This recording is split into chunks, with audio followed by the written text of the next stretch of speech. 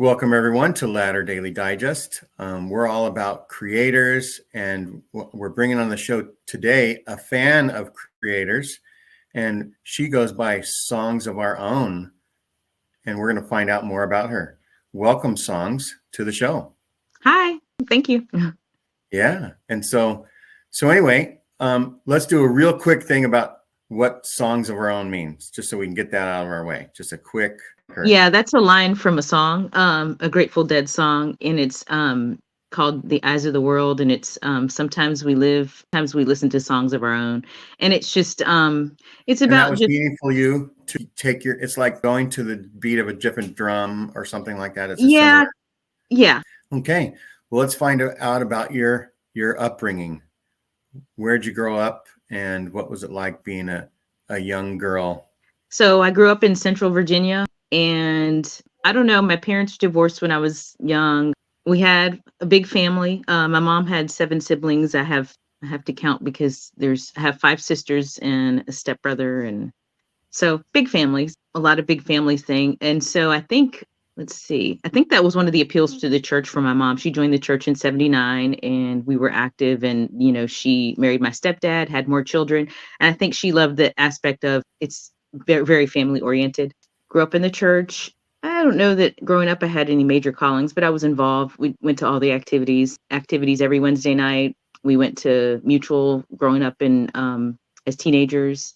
You were never president of Maids or Beehives or Laurels, but you served some callings.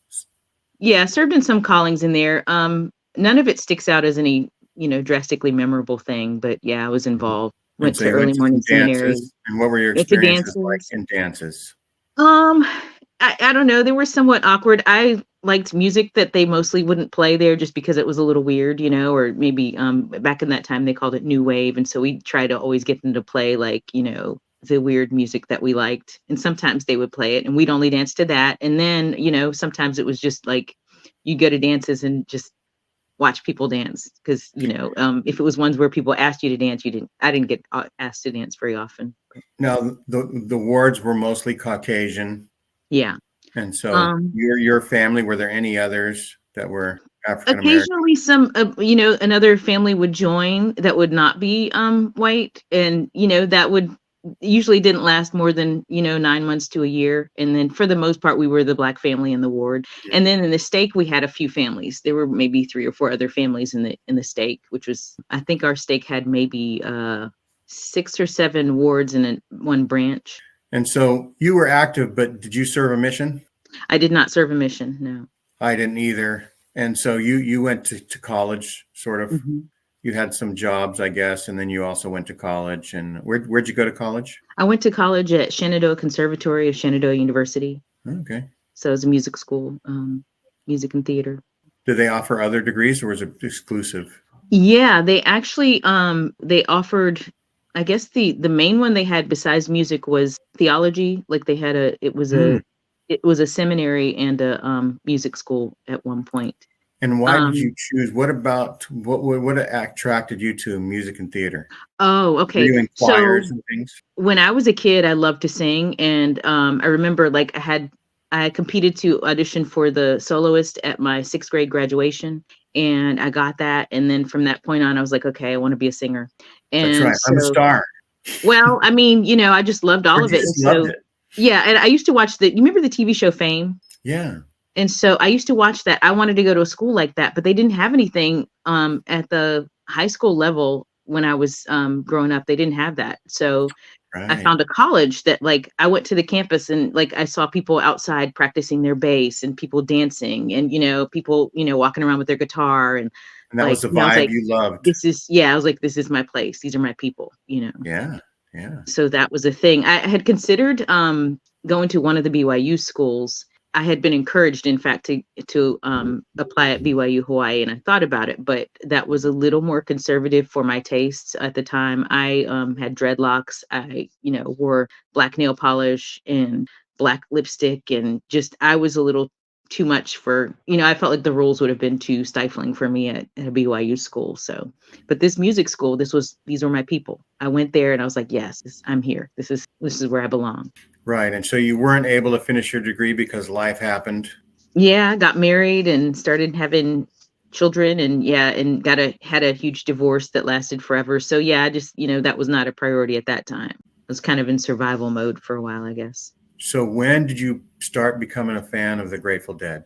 Well, I had been hearing them all of my life just because most of my friends were Grateful Dead fans, high school, college, all of it. And I was kind of exposed. My ex-husband was a Grateful Dead fan. In fact, he was at some of the last few shows before Jerry died.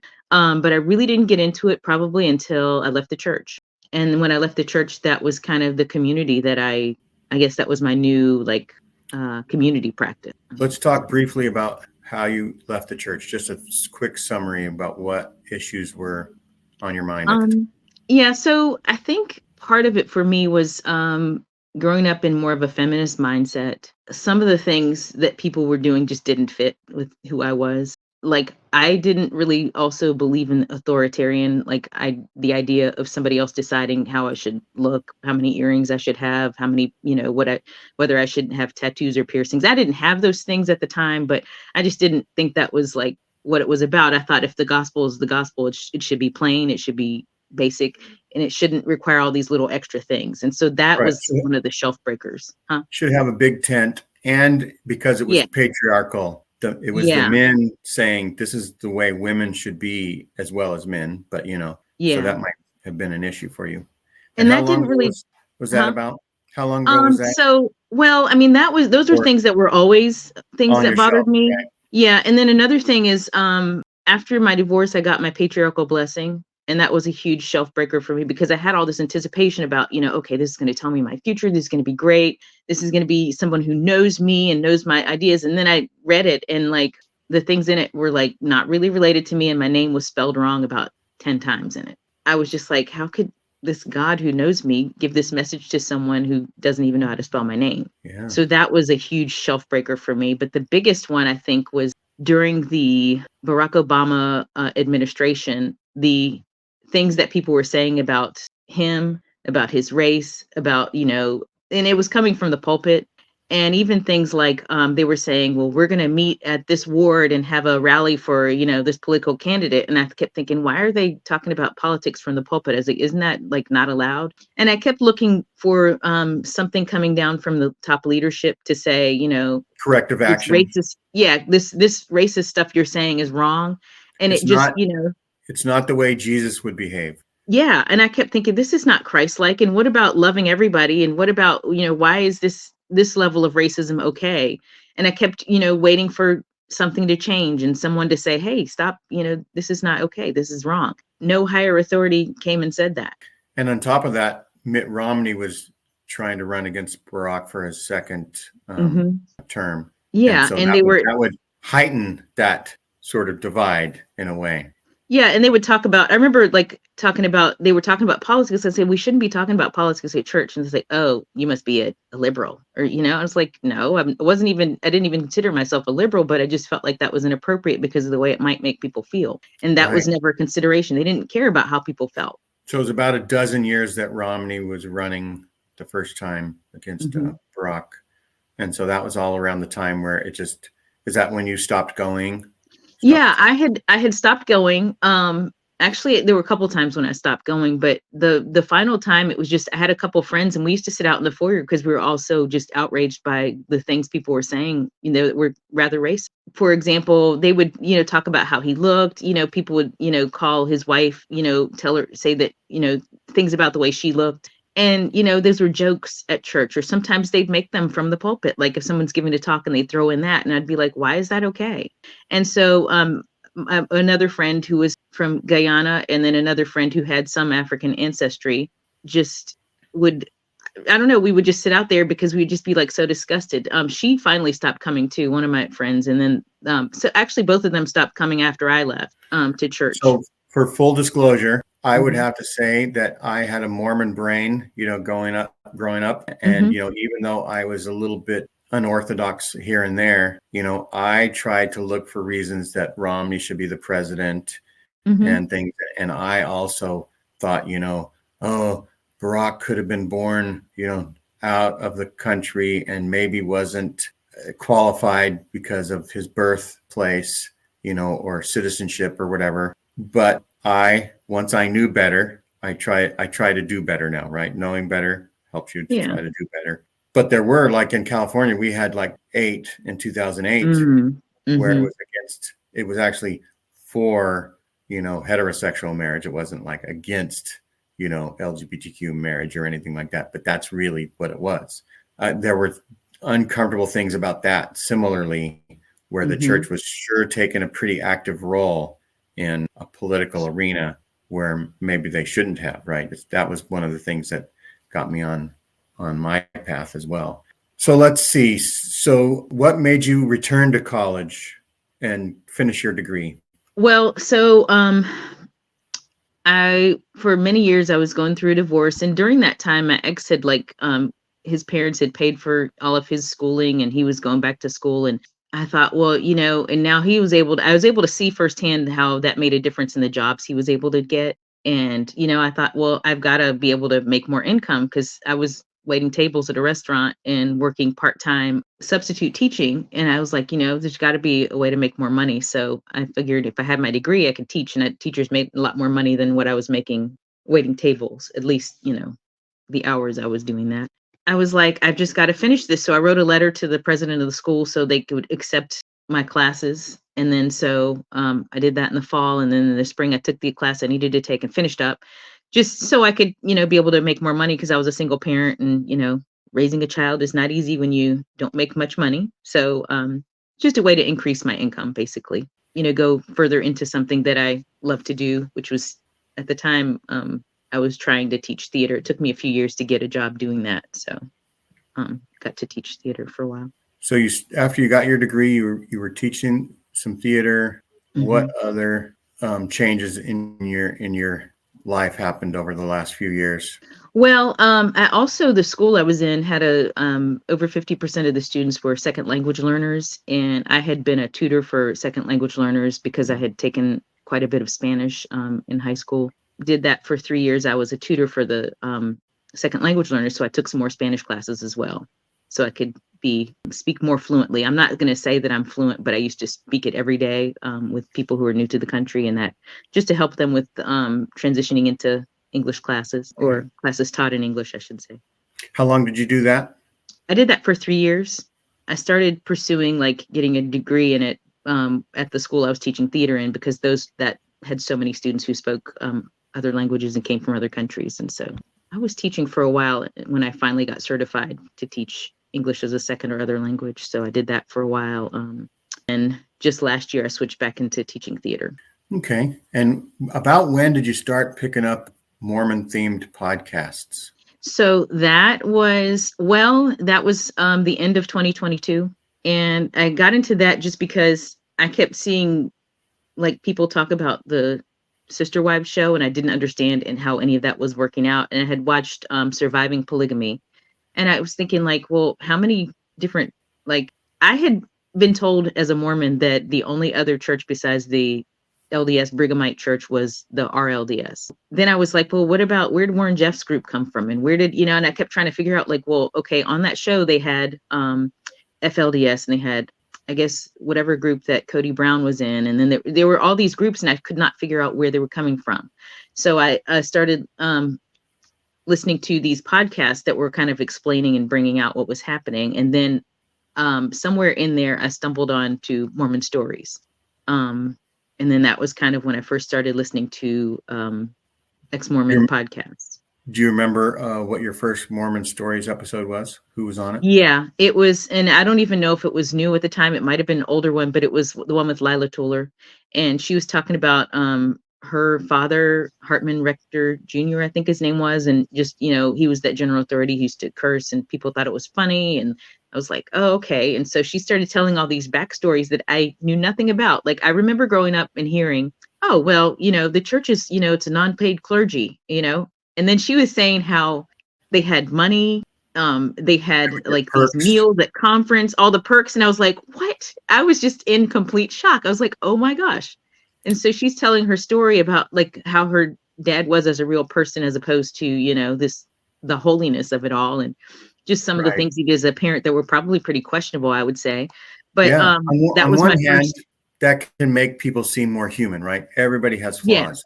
On the other hand, the church presents the leadership as being led by God and Mm-hmm. almost they could do no wrong. And then Hartman Rector Jr. brought up in his family that he had the second anointing. And so that Yes. protected him from being more human than others. It almost reminds me of Animal Farm, where some animals were more equal than others. Yeah.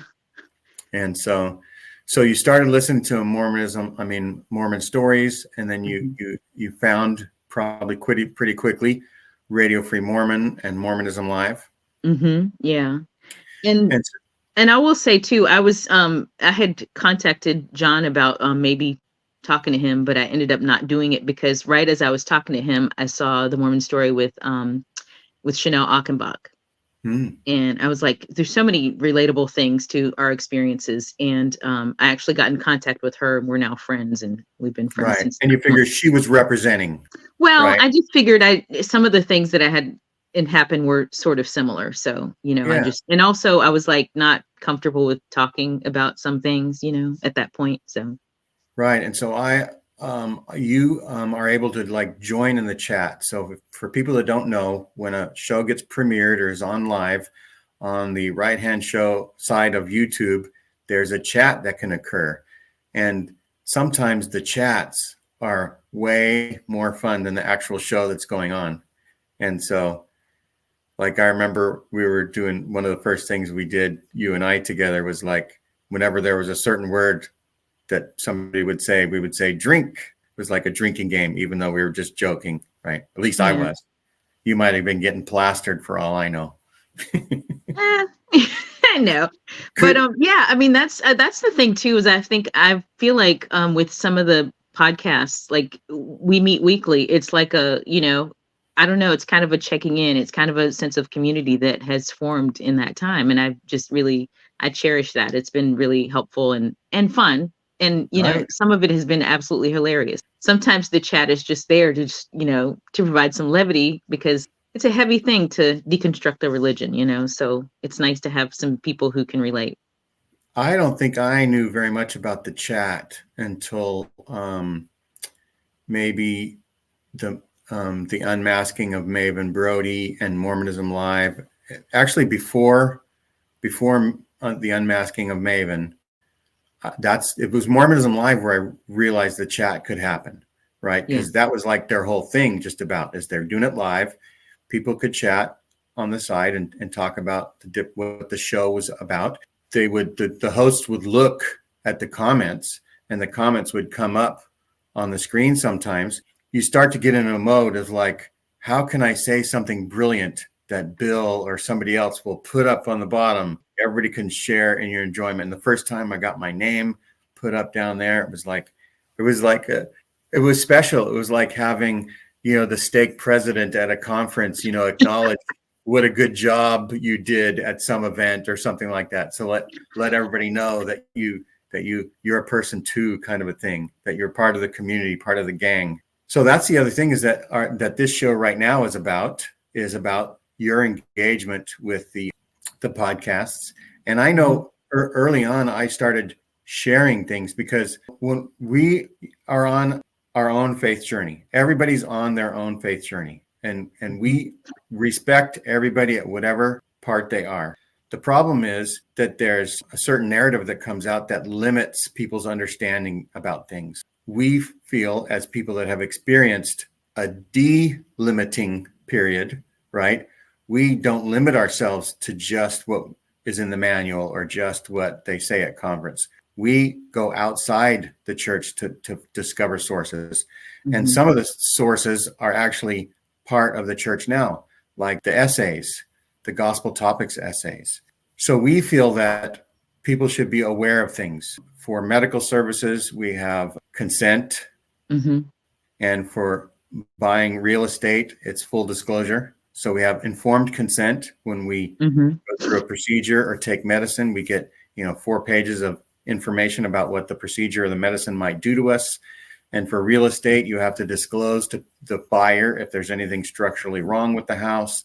And that's because otherwise you're being deceptive. So we feel that the more the word gets out, the less deceptive things are.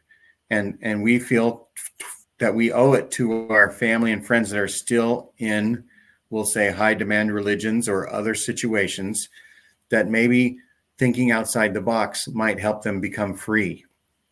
We talked earlier about the show Wicked. The movie's going to come out later this year, and describe what some of those songs are about. It's from the perspective of what's her name? What are the characters' names? I can't remember. Galinda and Elphaba, or Glinda and Elphaba. And so Elphaba has this narrative that she's been taught all her life, and somehow she comes to a realization. How does that happen? Well, she has been taught about this wizard who could change things and save things. She came into a family where she didn't look like the rest of her family. She was ostracized for the way she looked. I think there's a lot of parallels for a lot of things for that.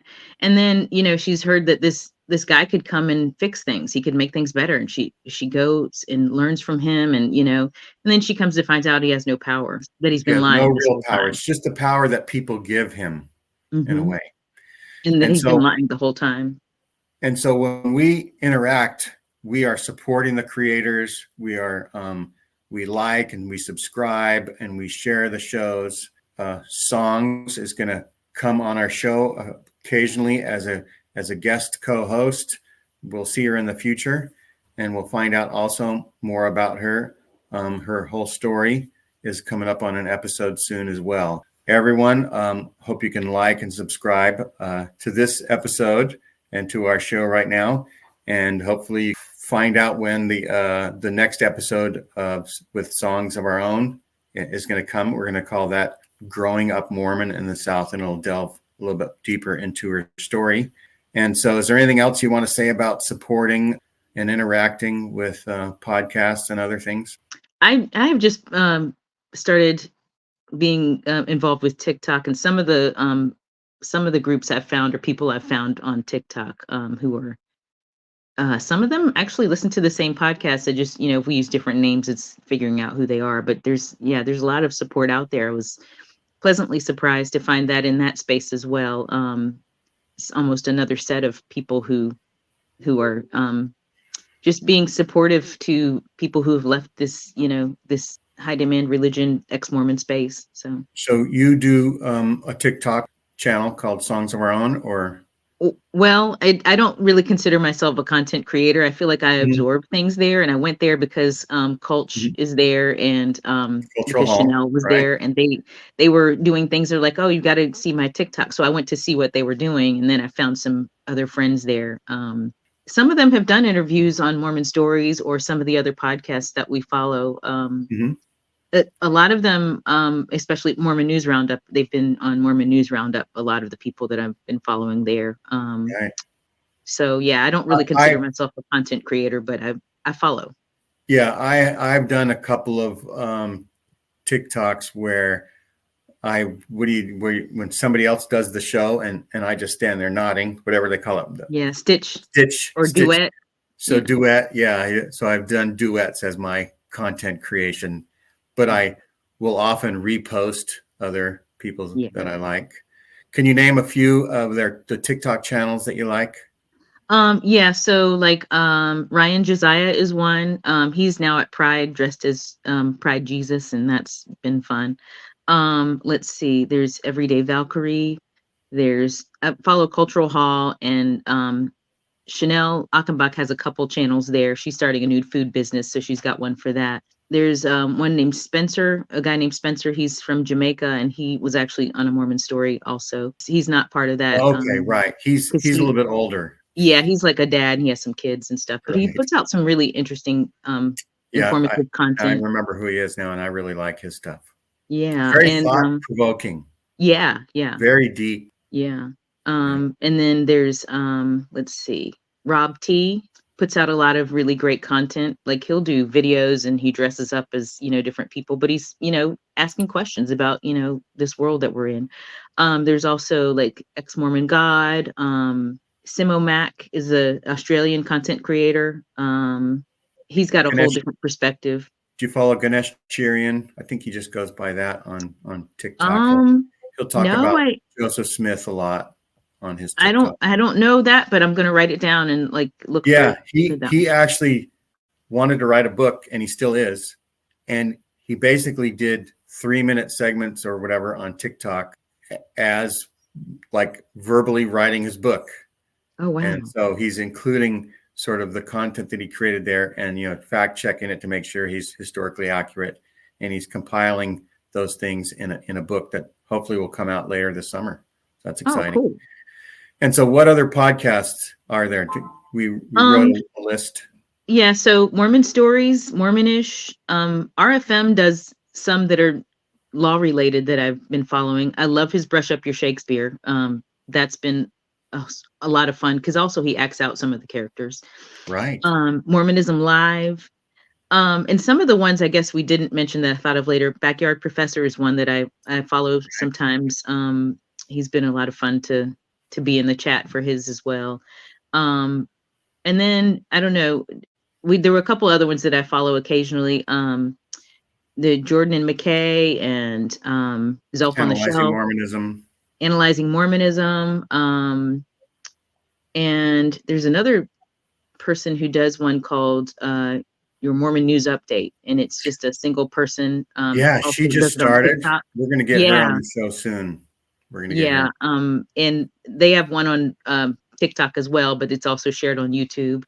There's a couple I can't think of that do one, and I met them on TikTok, but they have a YouTube show. It's I can't think of what it's called at the moment, but we'll try to remember what it is, and we'll include it in the notes. Yeah, there's a lot of in the description.